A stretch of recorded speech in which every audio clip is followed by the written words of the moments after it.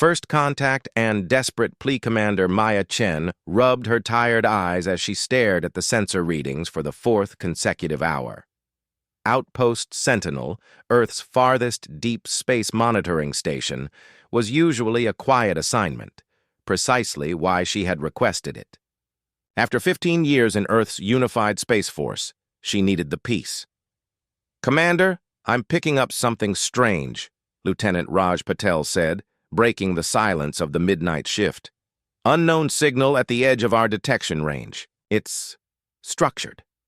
Chen moved to Patel's station, her interest piqued. "Show me." On the screen, a pattern of signals pulsed with mathematical precision, too ordered to be natural cosmic noise. Chen's heart rate quickened. She had trained for this moment her entire career, but never truly expected it would come. "Run a full-spectrum analysis and send the data to Earth Command." "Priority Alpha," she ordered, her voice steady despite the adrenaline flooding her system. Within 24 hours, Outpost Sentinel transformed from a quiet research station into a hive of activity. Scientists and military personnel arrived by the shuttleful, bringing specialized equipment. Among them was Dr. Eleanor Reyes, Earth's foremost xenolinguistics expert. "The signal contains data packets," Reyes explained during the first briefing. "Whoever sent this wasn't just announcing their presence. They're trying to tell us something specific." For 3 weeks, the best minds from Earth worked around the clock. The signal continued repeating, giving them ample data to analyze. Reyes's team developed algorithms to search for patterns, mathematical constants, anything that might serve as a Rosetta Stone. The breakthrough came on day 23. "We've got it," Reyes announced, her face both excited and troubled. "At least, we've decoded the core message." The decoded transmission appeared on the main screen. "To any spacefaring civilization who receives this, the Varian Alliance requests immediate assistance. We face extinction from the Hive Collective. 17 systems have fallen. They consume all life and technology. We cannot defeat them alone. Coordinates for rendezvous attached. Please help, Chen." Felt a chill run down her spine. It wasn't just first contact, it was a desperate plea for help against something that had already destroyed multiple star systems. Within hours, Earth's United Nations Security Council convened an emergency session. The signal and its implications were too significant to keep secret, and news spread quickly across Earth and its colonies on Mars and the Moon. In the Grand United Nations Chamber in New York, representatives from all nations gathered to decide humanity's response. The room buzzed with tension and conflicting opinions. "We should not respond," declared President Valeria Santos of the South American Federation. "We know nothing about these aliens or their enemy. This could be a trap or worse. Responding might draw attention to Earth from this Hive Collective." Many nodded in agreement, fear evident in their expressions. Admiral James Harrison of Earth's unified fleet stood next, his weathered face serious under silver hair. "I understand the caution, but consider what we know. These variants can send targeted messages across interstellar distances. They're clearly more advanced than us, yet they're asking for help. If a more advanced civilization needs our assistance, how terrible must their enemy be? And if this hive has already destroyed 17 systems, what makes us think they won't eventually find us anyway?" The chamber erupted into heated debate. Some nations advocated for peaceful scientific contact, others for isolation, while military leaders pushed for a defensive posture. Dr. Reyes stepped forward with new information. "There's more in the transmission we've just decoded. The variants included technical specifications, including faster-than-light travel designs. These schematics are beyond anything we've theorized," added Dr. Sanjay Kapoor, Earth's leading physicist. "They're offering us the stars in exchange for our help." Admiral Harrison's voice cut through the renewed commotion. "This isn't just about first contact anymore. This is about survival. These variants have given us something invaluable, advance warning. I propose we use it." The debate continued for days, Scientists were thrilled at the technological windfall, military strategists terrified of the threat, and politicians divided on what action would best serve humanity. Finally, UN Secretary-General Amara Okafor called for a formal vote with 3 options: ignore the message and focus on Earth's defenses, send only scientists and diplomats, or mount a full military response. The vote was narrow, but decisive. Earth may answer the call. They would build ships using the Varian FTL technology and prepare a defensive fleet. But they would not go unprepared. As the chamber emptied, Admiral Harrison stood alone, staring at the holographic display of the message. "So we're going to war," he murmured to Commander Chen, who had been invited to represent Outpost Sentinel. Well, we didn't start, against an enemy we've never seen, to save aliens we've never met," Chen replied. "Think we're making the right call, Admiral?" Harrison's expression was grim but determined. "I've studied every war in human history, Commander. Do you know what I learned? The ones who strike first usually win. If these hive creatures are coming eventually, I'd rather meet them out there with allies than wait for them to reach Earth." As Chen left the chamber, a strange mixture of dread and excitement filled her.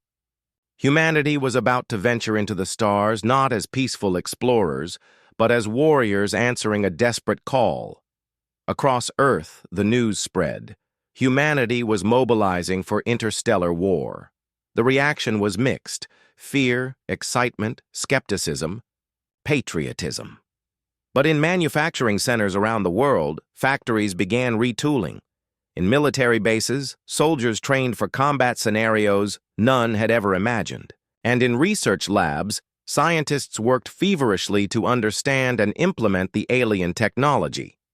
6 months after the Varian message was received, Commander Chen stood on the bridge of the newly commissioned UES Defiant, Earth's first faster-than-light warship. As acting captain, she would lead the Vanguard fleet to the rendezvous coordinates. The night before launch, Admiral Harrison addressed the crews of all 20 ships in the first wave. "Tomorrow, we make humanity's first journey beyond our solar system," he said, his image broadcasting to every ship.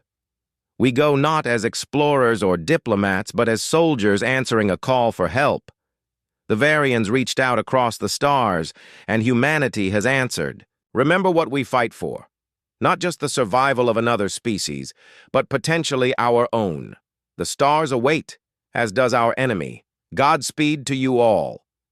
As the Defiant prepared for its first FTL jump, Chen took one last look at the image of Earth. On her view screen, the beautiful blue-green planet seemed suddenly small and fragile. "FTL drives charged and ready, Captain," reported her navigation officer. Chen took a deep breath. "Execute jump." For a heartbeat, nothing happened. Then the stars stretched like rubber bands. A flash of blue light enveloped the bridge, and suddenly, they were elsewhere. Earth and its sun were gone, replaced by unfamiliar stars. Humanity had taken its first step into the galaxy, not as peaceful explorers, but as warriors. As the fleet regrouped for the long journey to the rendezvous point, Chen couldn't help but wonder if the Varians truly understood what they had called forth from Earth. They had asked for help, but they were getting something far more potent: humanity's unstoppable war machine, forged through millennia of conflict and driven by the unbreakable will to survive.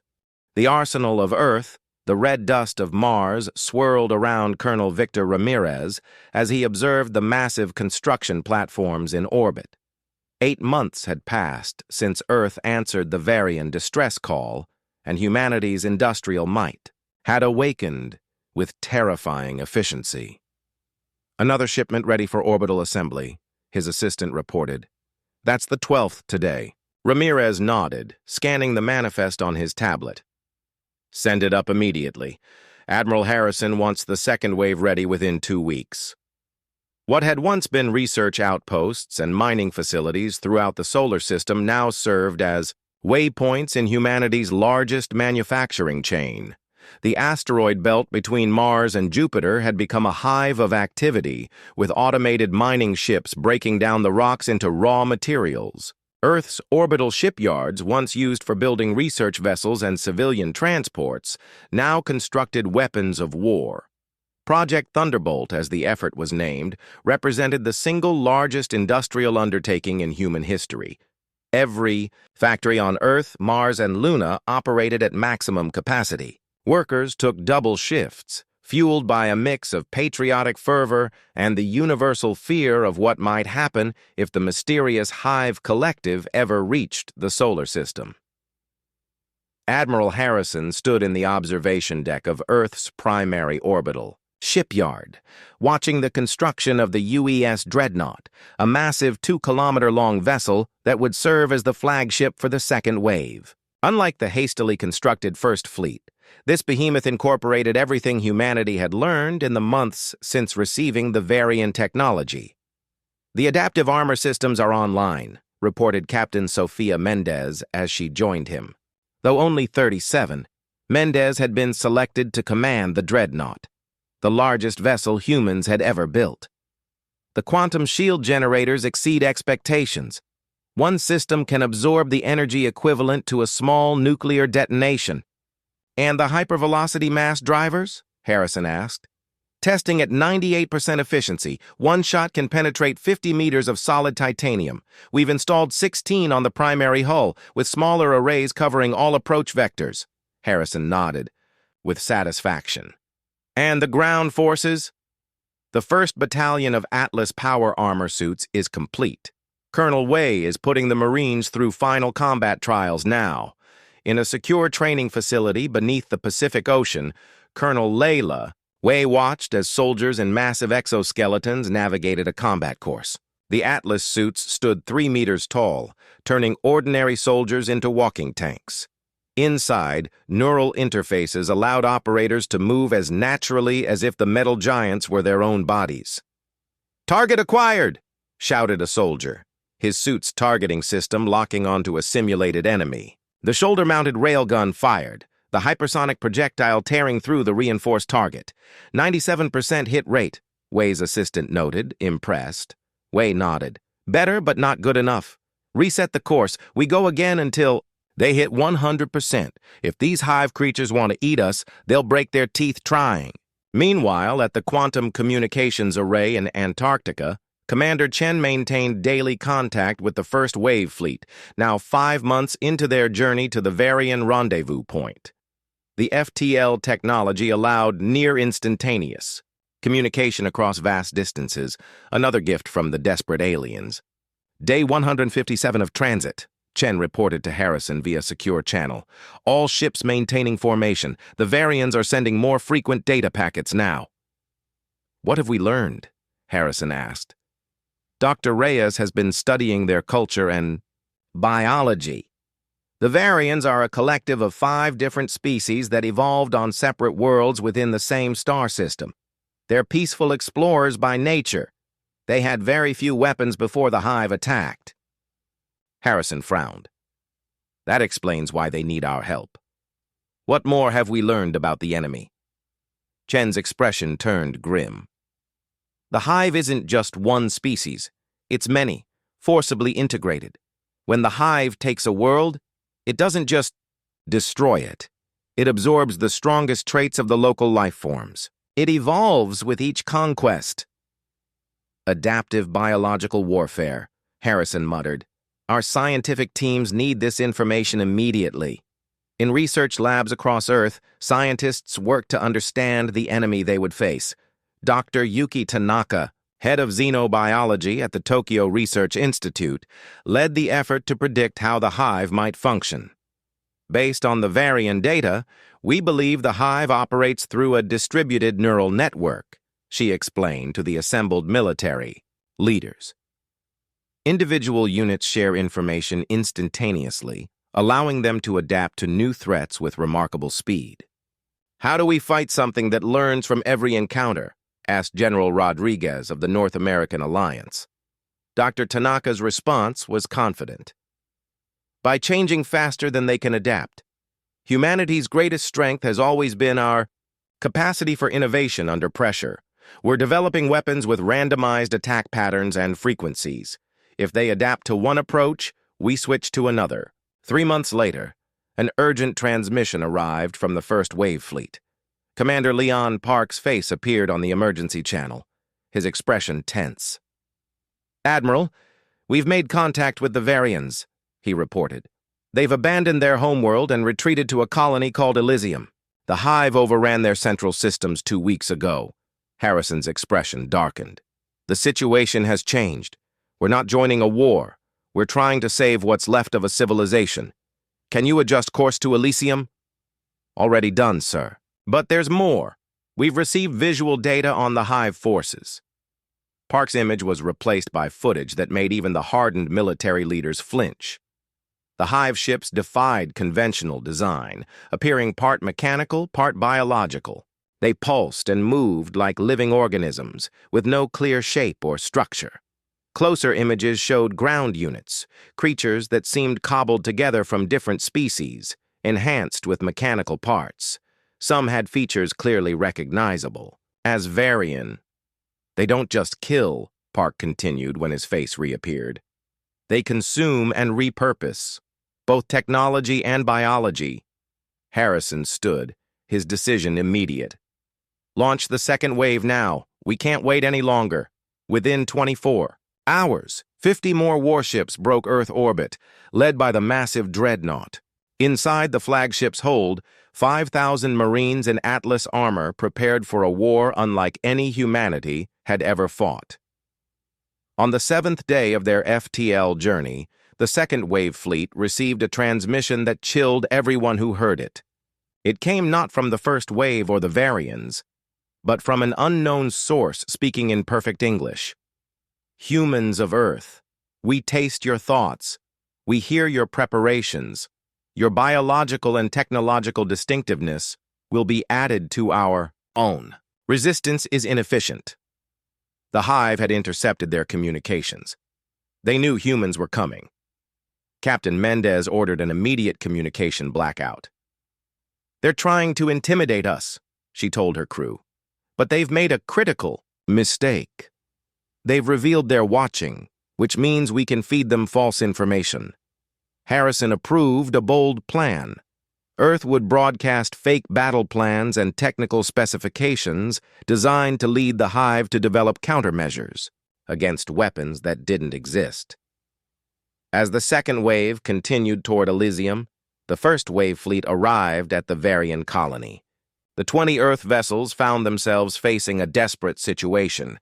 13 Varian ships, the last remnants of their once mighty civilization, orbited a beautiful blue-green world.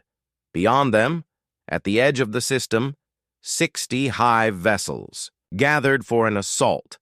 "Open communications," ordered Commander Park aboard the UES Defiant. The main screen flickered, and for the first time, humans saw a living Varian. Ambassador Thalion had 6 limbs, iridescent blue skin, and large golden eyes. He seemed shocked at the sight of the human fleet. "Earth allies," he said in carefully practiced human language. "We welcome you, but—" He hesitated, his alien eyes moving over the human warships. "You bring weapons of war. We expected scientists, perhaps diplomats." Commander Park stood tall.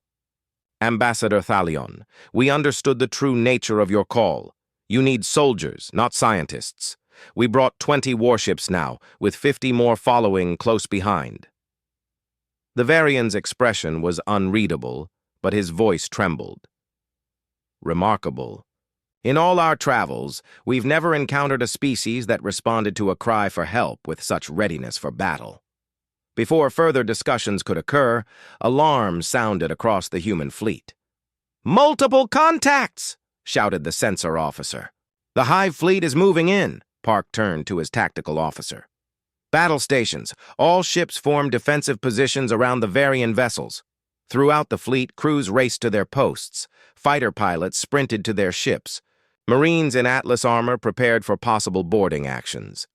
Thalion's voice was urgent. "Commander, you must understand. The Hive adapts quickly. They learn from each encounter." "So do we, Ambassador," Park replied grimly. "But first, we need to see what we're up against." The Hive ships entered weapons range, their strange biomechanical vessels pulsing with alien energy. Earth's warships opened fire, bright energy beams cutting through space. 3 enemy vessels exploded immediately, their strange flesh metal, hulls no match for human weaponry. The Hive responded with biological projectiles that splattered against the human shields. Shields holding at 85%, reported the Defiant's tactical officer. Park studied the enemy movements. They attacked in straight lines and simple formations, predictable and machine-like. They're fighting like drones, not soldiers, he observed. Let's show them how humans wage war. The Earth fleet broke formation, ships moving in seemingly random patterns that confused the Hive's targeting systems. Fighters launched from the larger vessels, swarming around enemy ships like angry hornets. On the Varian command ship, Ambassador, Thalion and his crew watched in amazement. They fight like nothing we've ever seen, said one Varian officer. No predictable patterns, no fixed formations. The battle raged for 4 hours. 5 human ships were badly damaged, and 1 was destroyed, but the Hive lost 37 vessels, with the remaining forces retreating into deep space. As the human fleet regrouped, teams began collecting debris from destroyed Hive ships for study. What they found disturbed even the hardened soldiers. This contains Varian DNA, reported Dr. Kwan, examining the biological components. And these mechanical parts, they're from Varian ships. Thalion lowered his head. Now you understand. What we face, the Hive doesn't just kill, it consumes. It takes what it defeats and makes itself stronger. Commander Park's face was grim. We've won the first battle, but the war has just begun, and they'll be ready for us next time. As repair crews worked to fix the damaged ships, Park knew one thing for certain. Humanity had announced its arrival in the galaxy, and the Hive had learned that their new enemy would not be easy to defeat. The greatest weapon. 2 weeks after the first battle, a war council gathered aboard the Varian flagship, Solari. Commander Park and Ambassador Thalion stood before a holographic map showing nearby star systems, surrounded by officers from both species. We can't just defend, Park argued, pointing to the map. The Hive will keep coming, adapting to our tactics each time. We need to strike them where it hurts. The Varians, with their peaceful nature, looked uncomfortable. Over countless generations of exploration rather than warfare, they had lost the instinct for offensive strategy. What do you suggest, Commander? Thalion asked. From the Hive technology. We captured, our scientists have learned something important. Park nodded to Dr. Kwan, who stepped forward. The Hive operates through a distributed neural network, she explained, but they still require centralized processing nodes for coordination across star systems. We've located one such node on the former Varian mining world of Nexus. Lieutenant Commander Rodriguez, the Defiant's tactical officer, highlighted a small planet on the map. If we can strike this control center, we might disrupt the entire Hive network, at least temporarily. The plan was bold. The first wave fleet would split, with 15 ships creating a diversion at another Hive-controlled planet, while 5 ships, led by the Defiant, would attack Nexus directly. Marine teams in Atlas armor would land and plant. Specialized disruptors at the processing node. As they prepared, however, deeper analysis of the captured Hive technology revealed a horrifying truth. The processing node is built around captured Varians, Dr. Kwan told Park privately. Thousands of them still alive but connected to the Hive mind. If we destroy the node, we kill them too. Park's face showed pain, but his resolve remained unwavering. We need to find another way. Can we shut down the node without harming the captives? Dr. Kwan considered the problem. I might be able to create a virus that disrupts their network temporarily without harming the Varians, but someone would have to get inside the facility to upload it. 3 days later, the fleet split up, as the main force jumped to the diversion point, the Defiant, and its small group headed for Nexus. Colonel Wei led 50 Marines in Atlas armor, each carrying the virus in a small data device. "Remember," Wei told her team as they boarded the dropships, "we're not just fighting for Earth or for the Varians. We're fighting for every living being that doesn't want to be consumed by these monsters." The battle began in orbit. Hive ships rose to meet the human vessels, but they moved differently than before. They had learned from the first encounter and now mimicked human tactics. "They're adapting," Park observed as he directed the Defiant through a series of evasive maneuvers. On the surface, Wei's Marines fought through twisted corridors that seemed half-built, half-grown. The Hive defenders were equally bizarre, creatures that were part machine, part flesh, with features from multiple species. "Processing node ahead," Wei reported through her comms. "Heavy resistance." The Marines pushed forward, their Atlas suits, giving them the strength to tear through Hive defenses. Inside the central chamber, they found thousands of Varians suspended in liquid-filled tubes, wires connecting their brains to the central computer. "Begin the upload," Wei ordered, her voice tight with anger. As the virus entered the system, the entire facility shuddered. Above, the Hive ship suddenly lost coordination, flying erratically or stopping altogether. "It's working!" shouted Rodriguez on the Defiance bridge. "The Hive ships are confused!" Taking advantage of the chaos, the human ships destroyed the disoriented Hive vessels one by one. On the surface, Wei's team disconnected as many Varians as they could, though many were too far gone to save. As the Marines returned to their ships with the survivors, Park received news that changed the course of the war. The second wave fleet, led by the Dreadnought, had arrived at Elysium. Admiral Harrison wasted no time. Using data from the Nexus operation, he ordered a bold offensive strategy. For the first time since the Hive appeared, the combined Earth-Varian forces took the offensive, attacking Hive outposts across 3 star systems simultaneously. With each victory, humanity shared its military technology and tactics with the Varians while gaining advanced scientific knowledge in return. 6 months of relentless campaigning followed, with Earth sending more ships and troops through the FTL corridor as fast as they could be built and trained. What had begun as a response to a distress call was now a full-scale war effort involving the entire human race. Earth's factories worked around the clock, its scientists pushed the boundaries of physics, and its soldiers fought with a determination that astonished their alien allies. The greatest breakthrough came from an unlikely source. Dr. Reyes, the xenolinguist who had first decoded the Varian distress call, discovered a pattern in Hive communications. "We've been looking at this all wrong," she explained to Harrison and the Combined War Council. "The Hive isn't just a network, it's a single entity spread across multiple bodies. It doesn't communicate like we do, it resonates." Working with Varian scientists, Reyes developed a theory. If they could generate the right frequency, they might disrupt the Hive's central consciousness, not just temporarily, as they had at Nexus, but permanently. "We'd need to broadcast from multiple points simultaneously," she said, "and we'd have to reach their primary processing world." For the first time, the Varians had crucial information. Before the war, our explorers mapped a strange world at the edge of what is now Hive territory, Thalion revealed. It pulsed with energy unlike anything we'd seen. "We believe it might be their origin point, what you would call a home world." Harrison studied the data. "Then that's our target. We'll need every ship, every soldier.